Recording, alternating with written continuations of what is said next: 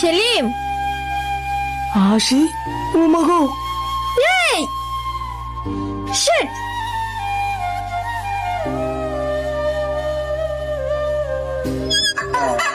এই তুমি আমাকে দেখে পালাচ্ছিলে কেন?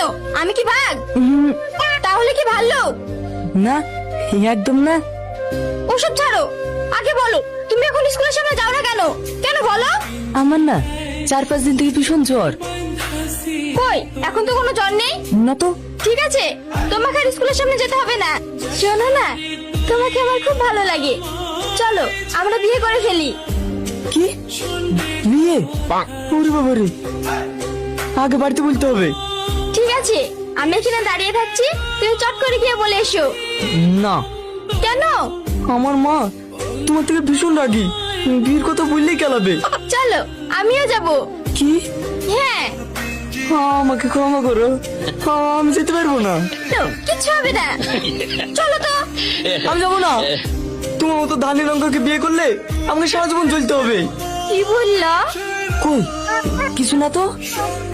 আমি ধানি লঙ্কা? না, আমাকে ছেড়ে দাও।